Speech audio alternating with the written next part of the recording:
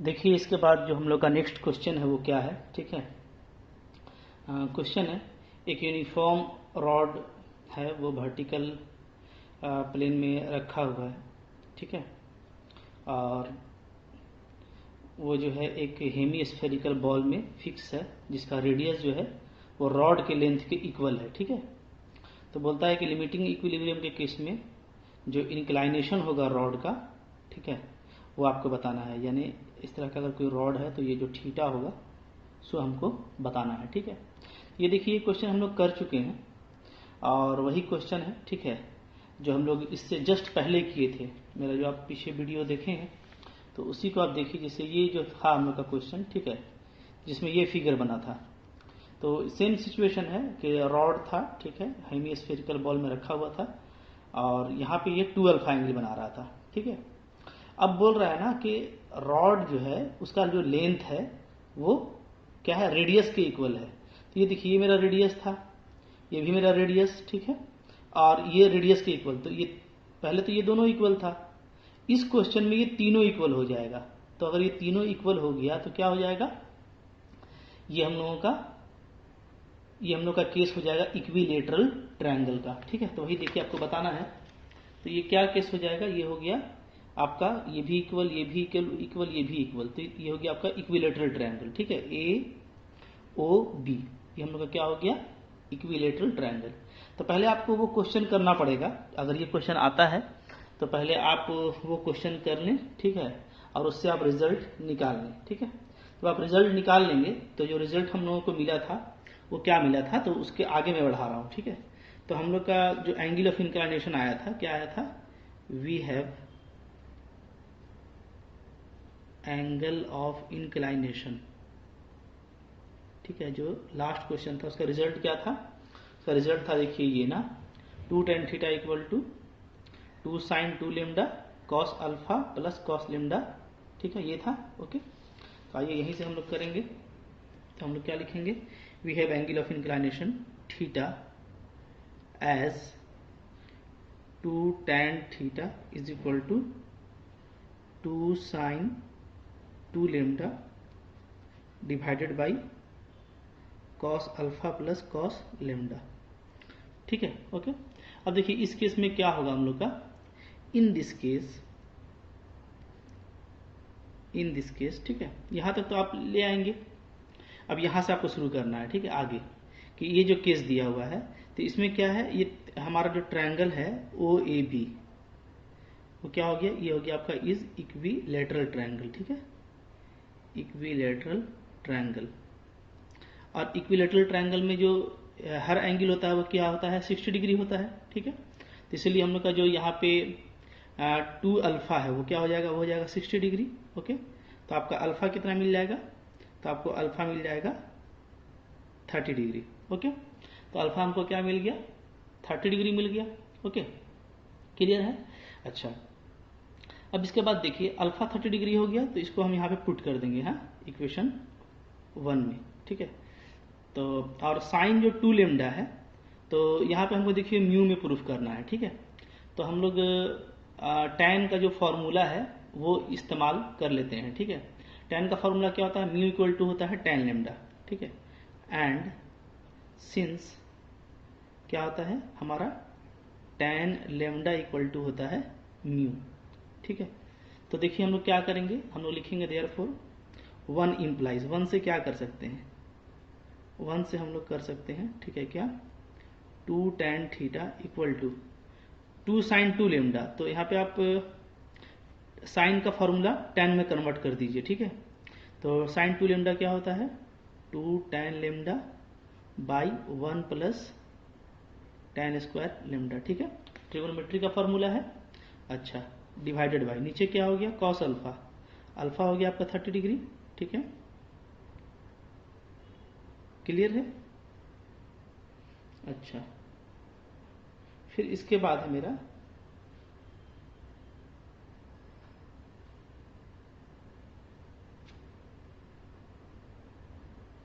जो हम लोग का रिजल्ट आया था वो रिजल्ट को एक बार, ठीक है, देख लेते हैं क्या रिजल्ट आया था ना, कुछ यहाँ पे कंफ्यूजन हो रहा है, ठीक है।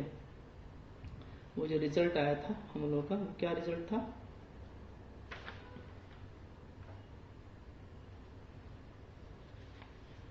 अच्छा, नीचे में cos 2 लेमडा प्लस, अच्छा अच्छा अच्छा, वो हम लोग प्रूफ करने में भी मिस्टेक किए हैं लास्ट वाला को, इसलिए रिजल्ट यहाँ पे थोड़ा मिस्टेक लिखा रहा है। ठीक है, क्या आप मिस्टेक किए हैं देख लीजिए। ठीक है, इससे हम लोग का ये भी फायदा हुआ कि हम लोग का लास्ट क्वेश्चन का मिस्टेक दिख जा रहा है। देखिए, जो हम लोग का लास्ट क्वेश्चन था थोड़ा सा उसको पहले देख लीजिए ना। उसमें हम लोगों को ये प्रूफ करना था ना, cos 2 लेमडा cos 2 अल्फा। ठीक है, तो मिस्टेक क्या हुआ है?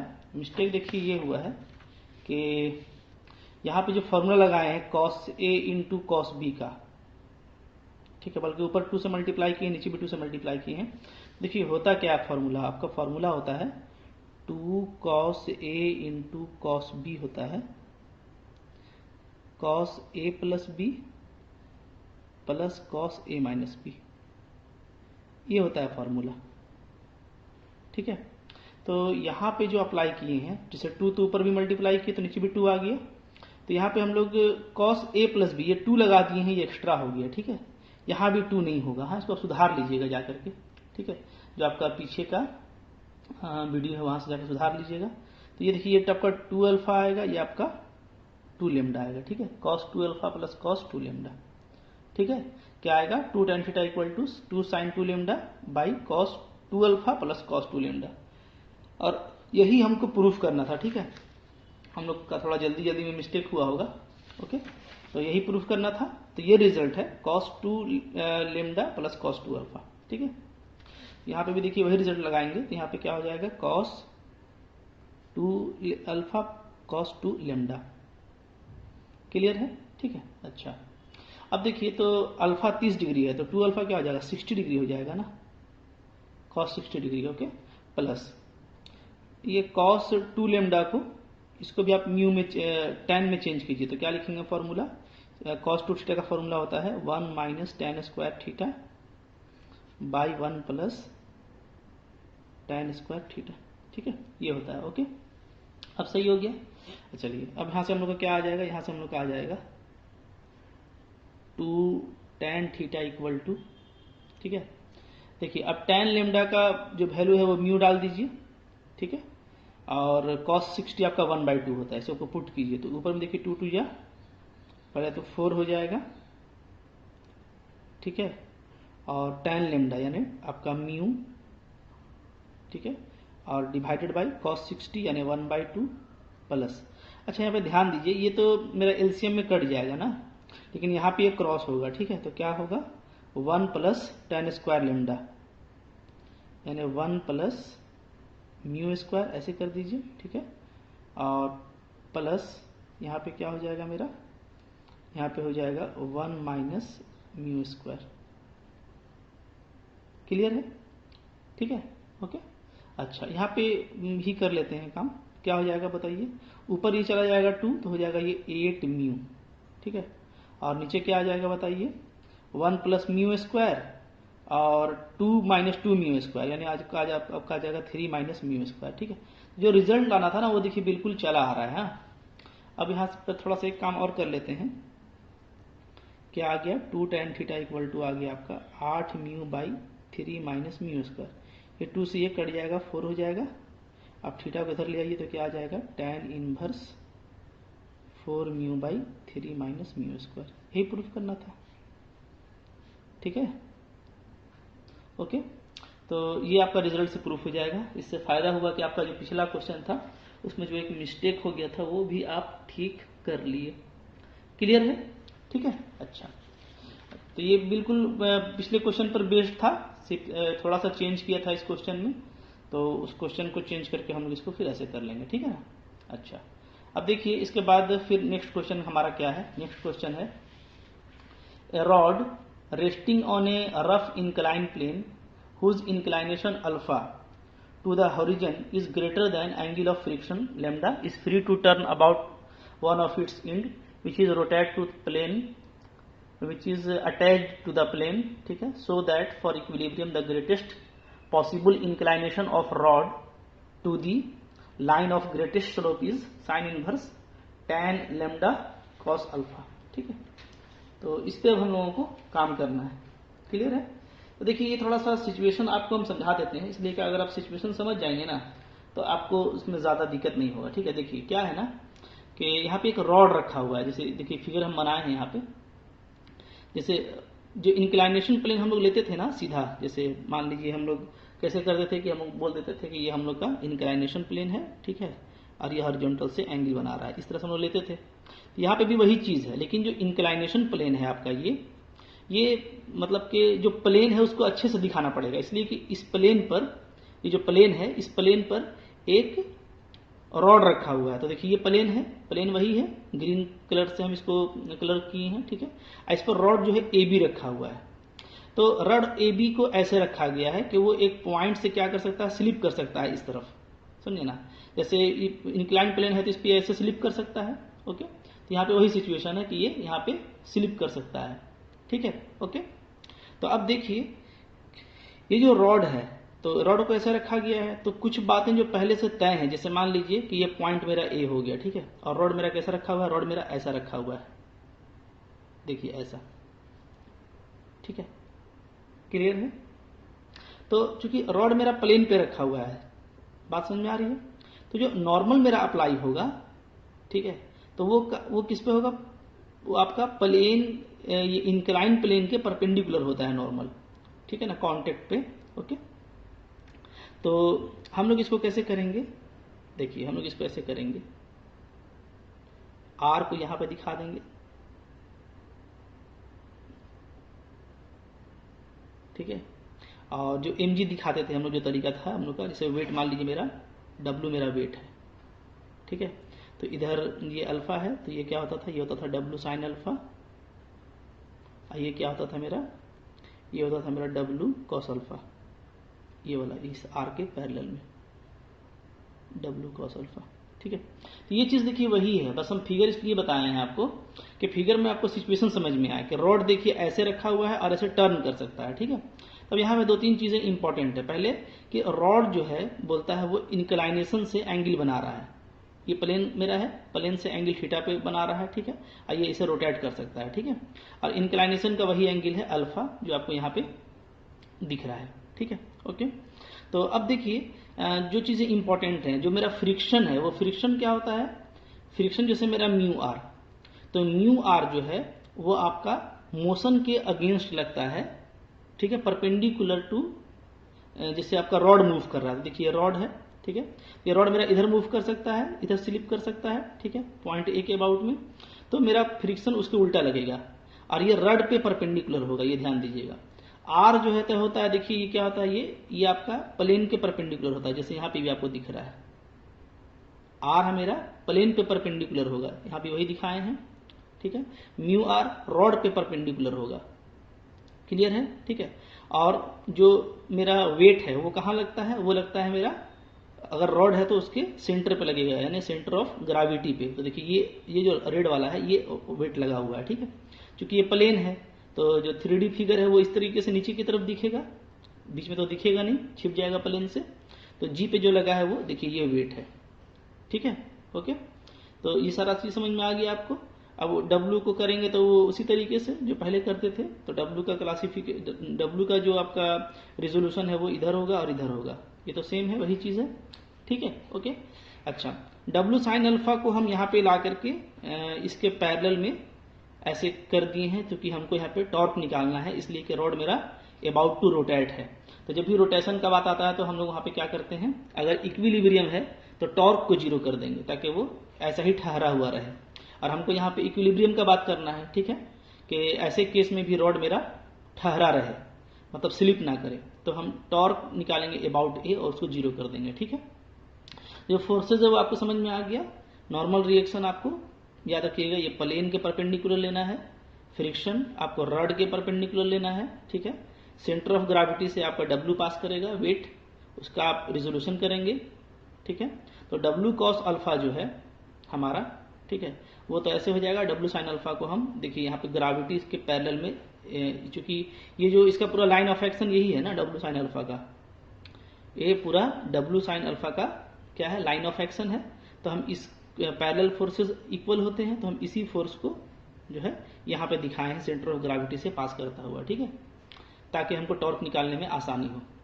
अच्छा, टॉर्क या मोमेंट ऑफ फोर्स है ना, मोमेंट ऑफ फोर्स आप पढ़ चुके हैं पहले। तो मोमेंट ऑफ फोर्स क्या होता है? फोर्स इनटू परपेंडिकुलर डिस्टेंस, ठीक है। तो चूंकि ये पॉइंट ए के अबाउट में घूम रहा है, तो हम लोग पहले क्या करेंगे, देखिए पहले तो ये होगा कि ये जो मेरा आर है ये मेरा बैलेंस हो जाएगा डब्ल्यू कॉस अल्फा से, इसका कोई काम नहीं है, ये दोनों आपस में बैलेंस हो गया, इक्विलिब्रियम, ठीक है, रेस्ट पर रहेगा ये दोनों। अब मेरा बचा दो फोर्स, कौन कौन? एक बचा देखिए ये म्यू आर जो रॉड पे परपेंडिकुलर है, फ्रिक्शन फोर्स, ठीक है, ये म्यू आर। और एक मेरा बचा ये डब्ल्यू साइन अल्फा जो दिख रहा है, जिसको अगर हम अच्छे से करें तो उसका ए से परपेंडिकुलर डिस्टेंस कितना हो जा रहा है, ए एम, देख रहे हैं, ए एम क्या है? Perpendicular distance of force W sine alpha. और म्यू आर का परपेंडिकुलर डिस्टेंस क्या हो जाएगा पॉइंट ए से, ए जी, ठीक है।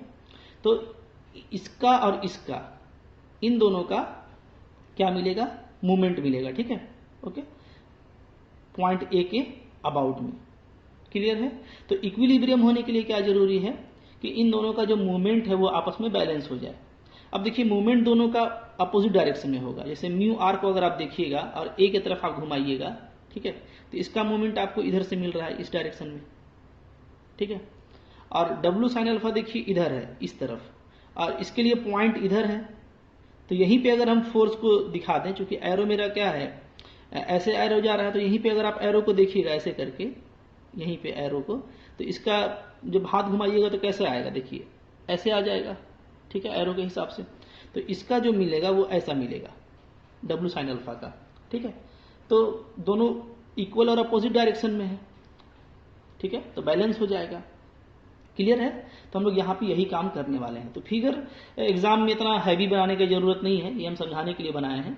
आप इसको बना करके भी कर सकते हैं, हाँ, लेकिन इसको आप बनाइएगा सिर्फ तो आपको ये मूवमेंट निकालने में दिक्कत होगा, ठीक है। तो थोड़ा सा आप फिगर को समझ लीजिए, इसको और आर को लेके थोड़ा फ्रेंडली हो जाइए, ठीक है। और म्यू आर और डब्ल्यू साइन अल्फा से जो मूवमेंट निकलेगा उसको आपको जीरो करके काम अपना फिनिश कर देना है, ठीक है। तो देखिए आगे हम इसी को लिखे हैं, ये जो थ्योरी है, ये थ्योरी आपको लिख लेना है। क्या theory? Let A L B the line of greatest slope inclined at an angle alpha with horizon. Let AB is a rod of length 2L with angle theta with line AL as shown in figure. R normal reaction, mu R friction perpendicular to rod to prevent it sliding over plane, ठीक है। अच्छा, equilibrium में मेरा जो R है वो W cos alpha से balance हो जा रहा है, ठीक है। अब आइए टॉर्क लेते हैं, ठीक है। एंड टॉर्क बोलिए या मोमेंट ऑफ फोर्स बोलिए, एक ही बात है ना, टॉर्क या बोलिए मोमेंट ऑफ फोर्स अबाउट ए, ठीक है, मस्ट बी जीरो, जीरो बोलिए या बोलिए कि बैलेंस कर जाएगा, ठीक है, must be zero for equilibrium. Equilibrium के लिए क्या होगा, आपका जो नेट मूवमेंट है वो जीरो हो जाएगा, ठीक है। तो मूवमेंट क्या होता है? Force into perpendicular distance. तो एक फोर्स आपका म्यू आर है, ठीक है, और इसका परपेंडिकुलर डिस्टेंस क्या है, ए जी। ये बैलेंस हो जाएगा किससे? डब्ल्यू साइन अल्फा एक फोर्स है, और इसका परपेंडिकुलर डिस्टेंस कितना है, ए एम, ठीक है। फिर से देख लीजिए, देखिए एक आपका ये म्यू आर है, म्यू आर का परपेंडिकुलर डिस्टेंस क्या है, ए से लेके जी तक, और एक आपका ये डब्ल्यू साइन अल्फा है, इसका परपेंडिकुलर डिस्टेंस कितना है, ए एम। अच्छा, ए एम का वैल्यू क्या होगा? तो ए जी, चूंकि ये लेंथ हमको पता है रड का 2L है ना, तो ए से लेके बी तक 2L है, तो ए जी कितना होगा, L। तो हम इसको क्या लिख सकते हैं, ये थीटा एंगल है, ठीक है। अगर ये थीटा है तो ये क्या हो जाएगा, ये मेरा हो जाएगा 90 माइनस थीटा, ठीक है। तो ए एम क्या हो जाएगा, मेरा ए एम हो जाएगा ए जी साइन थीटा, ठीक है, ओके। तो आइए इसको कर लेते हैं, ठीक है। तो ये हो गया आपका म्यू आर, ए जी कितना है, एल, ठीक है, डब्ल्यू साइन अल्फा, और ये क्या हो जाएगा मेरा ए जी साइन थीटा, ए जी साइन थीटा, ठीक है। और मेरा ए जी क्या है, ए जी जो है वो half of length of rod है, यानी एल है, ठीक है। पूरा लंबाई 2L है, तो ए जी एल होगा। यहाँ से देखिए क्या आ जा रहा है, mu R L is equal to W sine alpha L sine theta. ठीक है, एल एल मेरा कैंसिल हो जाएगा, तो यहाँ से देखिए क्या आ जा रहा है, साइन थीटा इक्वल टू आ जा रहा है मेरा, ठीक है, म्यू आर, आर का वैल्यू क्या है इक्वेशन 1 से, W cos alpha by W sine alpha. ठीक है, यहाँ पे लिख सकते हैं क्या, यूजिंग वन। ठीक है, तो अब यहाँ पे देखिए क्या आ जाएगा मेरा, ये डब्लू डब्लू कट जाएगा, तो थीटा डायरेक्ट लिख देते हैं, क्या हो जाएगा, साइन इनवर्स हो जाएगा। ठीक है, और म्यू और कॉस साइन क्या होता है मेरा, कॉट अल्फा। ठीक है, अच्छा म्यू को क्या बोलते हैं, म्यू को हम लोग बोलते हैं साइन इनवर्स, म्यू क्या होता है मेरा, टैन लेमडा होता है। ठीक है, इसको भी डाल दीजिएगा, तो यही हम लोग को प्रूफ करना था। ठीक है, ये आपका प्रूव्ड हो गया। हाँ, यहाँ पे लिख सकते हैं आप, हालांकि जानते हैं क्या होता है, चूंकि म्यू इक्वल टू क्या होता है, टैन लेमडा, और लेमडा क्या है मेरा, एंगल ऑफ फ्रिक्शन होता है। ठीक है, तो प्रूफ हो गया, है ना। अच्छा, यहाँ पे क्वेश्चन में आपको शायद कॉस अल्फा ये मिस्टेक से लिखा गया है, ये कॉट अल्फा है। ठीक है, इसको देख लीजिएगा, इसको भी ठीक कर लीजिएगा यहाँ पे। ठीक है, tan lambda cot alpha. Okay, तो ये भी आसान क्वेश्चन था, छोटा काम छोटा है, बस आपको सिर्फ सिचुएशन समझना है और फिगर आपको सही से प्लॉट करना है ताकि आपको दिक्कत ना हो।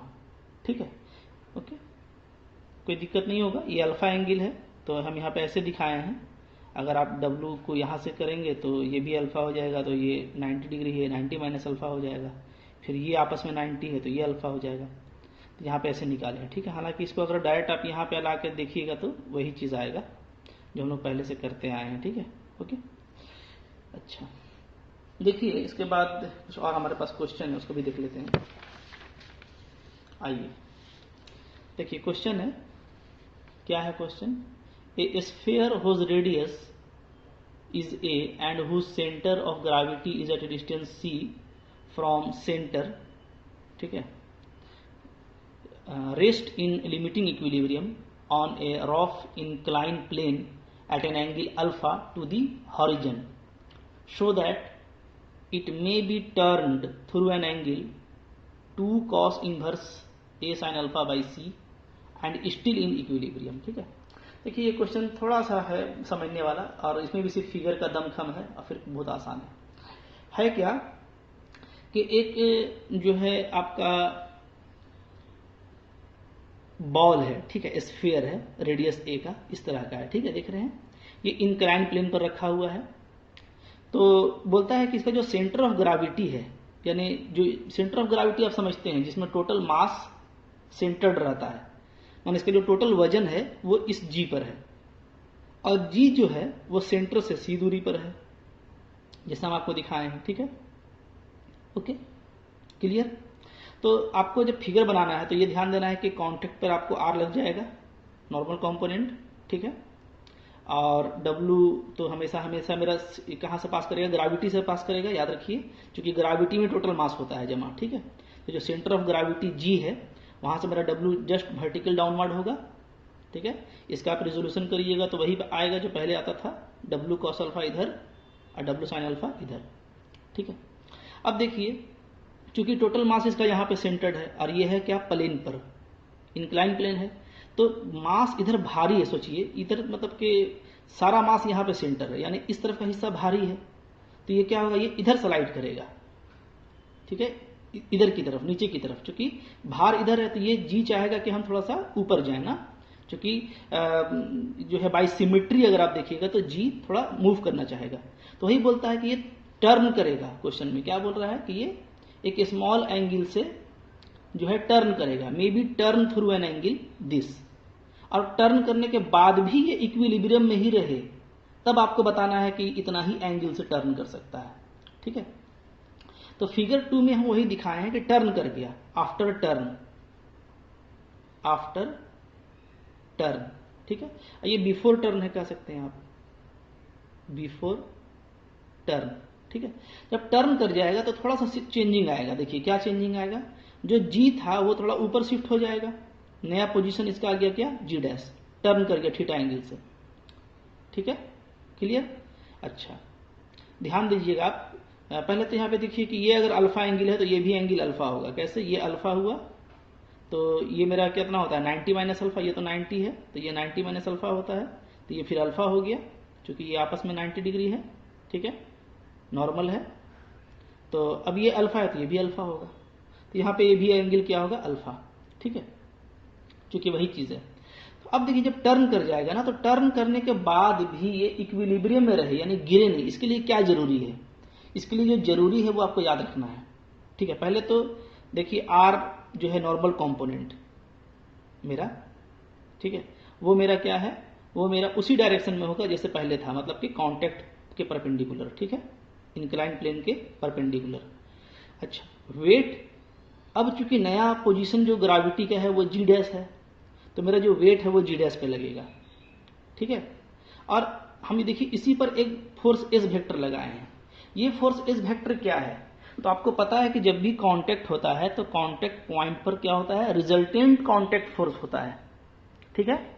और उस रिजल्टेंट कांटेक्ट फोर्स का दो कंपोनेंट होता है, एक होता है नॉर्मल कंपोनेंट जो कि ये आर है, और एक होता है उसका ये कंपोनेंट जिसको हम लोग फ्रिक्शन बोलते हैं, ठीक है, म्यू आर, क्लियर है, ओके। ये दो कंपोनेंट होता है। तो इक्विलिब्रियम में कब रहेगा, देखिए पहले इक्विलिब्रियम में था, कैसे, अच्छे समझिए, इसलिए कि आर मेरा इससे बैलेंस हो गया, ये इसको बैलेंस कर दिया और ये फोर्स इसको बैलेंस कर दिया, तो ये इक्विलिब्रियम में था। अब जो है क्या हो गया, थोड़ा रोटेट कर गया है, हिल गया है।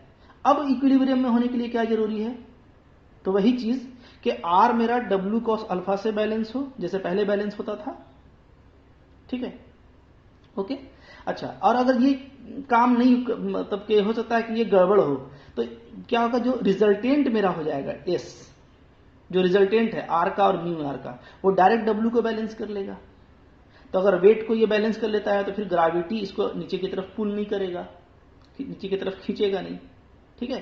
तो कॉन्सेप्ट याद रखना है आपको कि अगर इस तरह का रोटेशन होता है स्फेरिकल बॉल में, तो फिर से इक्विलिब्रियम को मेंटेन करने के लिए जरूरी है कि जो हम रिजल्टेंट कांटेक्ट फोर्स लगा रहे हैं तो वो डब्ल्यू से बैलेंस हो जाए, यानी जी पर जिधर नीचे डब्ल्यू लगा है उधर ही उसी लाइन में एस लग जाएगा। छोटा सा कॉन्सेप्ट है, याद रखिए, ठीक है।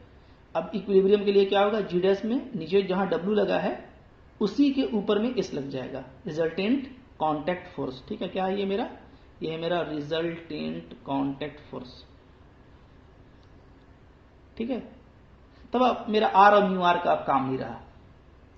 तो यहां पे देखिए दो बातें, एक तो एस और डब्ल्यू एक लाइन में होगा, पी से पास करेगा, और जी और जी डैश भी एक ही लाइन में आ जाएंगे। ये हम समझाने के लिए आपको बनाए हैं कि जी थोड़ा ऊपर जी डैश की तरफ चला गया, ठीक है, लेकिन मेरा जी और जी डैश भी एक लाइन में, मतलब इक्विलिब्रियम के लिए ये कॉन्सेप्ट याद रखना है आपको कि जी पहले जहां था और जो बाद में नया पोजीशन जो मिला तो वो भी उसी लाइन में आ जाएगा, ठीक है, एडजस्ट होकर के, और एस और डब्ल्यू आपस में सेम आ जाएगा, ठीक है। तो एस और डब्ल्यू का line same, P G G dash इस सब का लाइन सेम होना चाहिए, ठीक है। अच्छा, तो अब देखिए यहाँ पे क्या है, पहले तो वो बात जो आपको हम बोले हैं वो सब लिखा गया है यहाँ पे, ठीक है। स्फीयर है, रेडियस ओपी का इंक्लाइन है प्लेन पर एज सोन, ठीक है। Let G is centre of gravity, ठीक है, और ओ जी यानी कि ओ से लेके जो सेंटर ऑफ ग्रेविटी का डिस्टेंस है वो सी है, ये दिया हुआ है, ठीक है। Which turn through angle theta in anti clockwise direction and new position of G becomes G dash as shown, ठीक है। डब्ल्यू वेट ऑफ स्फीयर है जो पहले जी पे लगा हुआ है और रोटेट करने के बाद जी डैश पे लगेगा। आर नॉर्मल है प्लेन पर, ठीक है। अच्छा, after turn through angle theta sphere will still at equilibrium, ये इंपॉर्टेंट है। थीटा एंगल से टर्न करने के बाद भी मेरा स्फीयर इक्विलिब्रियम पर रहेगा, कब, जब रिजल्टेंट कांटेक्ट फोर्स एस जो है वो बैलेंस हो जाएगा डब्ल्यू से एट जी डैश पर, ठीक है, ओके। तो देखिए अब जो फिगर हमारे पास आ रहा है इंपॉर्टेंट वाला वो ये है कि सब एक ही लाइन में आ जाएगा, पी नीचे है, ठीक है, इसी लाइन में ऊपर एस है, ओके। ये पॉइंट पी है मेरा, पहले पुराना जी नया जी डैश, ठीक है। यानी कि जो हम लोग का फिगर था, ठीक है, उस फिगर में हम ओ पी जी डैश को ट्रायंगल ओपी जी डैश को दिखला रहे हैं, ट्रायंगल ओपी जी डैश, ठीक है, ओके। और जी मेरा उसी लाइन में आ जाएगा, ठीक है, तब बैलेंस होगा, इक्विलिब्रियम में रहेगा, ठीक है ना। अच्छा, तो अब ट्रायंगल ओपी जी डैश को देखिए, ओ पी जी डैश, ठीक है। पहले तो ये देखिए कि ओ से जी का डिस्टेंस सी था, अब जी नया पोजीशन में आ गया जी डैश पर, ठीक है, ये सेंटर ऑफ ग्रेविटी ही है, तो इसका डिस्टेंस भी क्या रहेगा, सी रहेगा, क्योंकि क्वेश्चन में दिया हुआ है कि ये सेंटर ऑफ ग्रेविटी है और सेंटर से जी डिस्टेंस पर रहता है, सी डिस्टेंस पर रहता है, ठीक है। तो शुरू में सी डिस्टेंस पर था और टर्न करने के बाद जब नया पोजीशन आएगा तब भी वो सी डिस्टेंस पर रहेगा, क्लियर है, ठीक है। इसलिए कि देखिए सेंटर ऑफ ग्रेविटी का पॉइंट चेंज नहीं करेगा, सिर्फ सेंटर ऑफ ग्रेविटी का क्या होगा, मतलब कि जैसे ओ से ये जी पर यहां पर था शुरू में ना, तो ये लाइन फिक्स रहता है, ये ऐसा नहीं कि जी आगे बढ़ जाएगा या नहीं, बल्कि ये घूम करके यहां पहुंच जाएगा, ठीक है। तो अब जो हम लोगों का स्फीयर है, स्फीयर के अंदर ही ये पूरा केस हो रहा है, ठीक है। लेकिन ये हमेशा याद रखिए, सेंटर ऑफ ग्रेविटी एक बार जब डिफाइन हो गया कि ओ से सी दूरी पर है, तो अब वो हमेशा फिक्स दूरी पर ही रहता है। सेंटर ऑफ ग्रेविटी क्योंकि क्या है, वो पूरा सिमेट्रिक बॉडी का पूरा मास उस पॉइंट पर कंसंट्रेटेड है, वो चेंज नहीं करता है, ठीक है ना। हाँ, उसका ओरिएंटेशन चेंज कर गया, टर्न कर गया, तो पहले जो हमको कोऑर्डिनेट ज्योमेट्री में वो दिखाई दे रहा था, मान लीजिए पॉइंट अल्फा बीटा पर, तो अब वो नया पॉइंट पर दिखाई देगा, point alpha dash beta dash पर, लेकिन जो ओ से जो डिस्टेंस फिक्स था वो फिक्स रहेगा, ठीक है। अब यहां पे ध्यान दीजिए, यहां पे हम लोग क्या किए हैं, for equilibrium P G G dash R on a same line joining S and W, ये बात हो गया। अच्छा, यहाँ पे क्या क्या काम करना है उसको कर लेते हैं, ठीक है। यहाँ पे आप ऐसा कीजिएगा, ड्रॉ कर दीजिए एक परपेंडिकुलर, ठीक है। क्या करेंगे, ड्रॉ परपेंडिकुलर ओ एम, ठीक है, फ्रॉम ओ टू लाइन, कौन सा line, P G G dash, ठीक, इस लाइन पे डाल दीजिए एक परपेंडिकुलर। अच्छा, परपेंडिकुलर डालने से क्या हो जाएगा, देखिए देखिए ये आपका सी है, ये भी आपका सी है, यानी ये ओ जी जी डैश क्या है, मेरा आइसोसेलेस ट्रायंगल हो गया, ठीक है। अच्छा, ऐसे में अगर हम ओ से कोई परपेंडिकुलर डालते हैं तो एम क्या हो जाएगा, मेरा मीडियन, ठीक है। ये किसका प्रॉपर्टी है, आइसोसेलेस ट्रायंगल का। तो मीडियन का मतलब क्या होता है कि अब ये थीटा हाफ हाफ हो जाएगा, इधर भी थीटा 2, इधर भी थीटा 2, ठीक है। ये क्या थीटा था, जी मेरा थीटा से घूम के जी डैश पे गया है, तो ये एंगल थीटा है, तो मीडियन अगर डालेंगे तो ये थीटा बाई 2 हो जाएगा, ठीक है। देयरफॉर क्या हो जाएगा आपका, by property of isosceles triangle O M is median of triangle O G G dash, ठीक है, एंड और क्या हो जाएगा, और जो एंगल है मेरा जी डैश ओ एम, ये क्या हो जाएगा, थीटा बाई 2 आधा हो जाएगा, ठीक है। क्लियर हो गया यहाँ तक। अच्छा, अब मेरा देखिए काम खत्म हो गया, कुछ करना नहीं है, बस यही काम करना था, ठीक है। तो अब आइए ट्रायंगल ओ एम पी को पहले लेते हैं। हाँ, यहां से देखिए, in triangle O M P क्या लिख सकते हैं बताइए, साइन अल्फा इक्वल टू क्या लिख सकते हैं हम लोग, ओ एम बाई ए, यानी यहां से आपको ओ एम क्या मिल जाएगा, ए साइन अल्फा, ठीक है। ये हमारा क्या हो गया, इक्वेशन 1 ले लीजिए इसको। क्लियर है, आसान है, कैसे किए हैं। साइन अल्फा, इस ट्रायंगल में साइन अल्फा क्या हो जाएगा, perpendicular by hypotenuse O M by A, ठीक है। तो यहां से हमको ओ एम क्या मिल गया, ए साइन अल्फा, क्लियर है। अच्छा, and in triangle O M G में ले लीजिए, ठीक है। क्या मिलेगा देखिए, तो कॉस थीटा बाई 2 क्या लिख सकते हैं हम, ओ एम बाई ओ जी, ठीक है। ओ एम क्या आ गया है ऊपर से, ए साइन अल्फा, और जी ओ जी क्या है मेरा, सी। ध्यान दीजिए, ट्रायंगल कौन सा लिए हैं, O M G dash, sorry O M जी,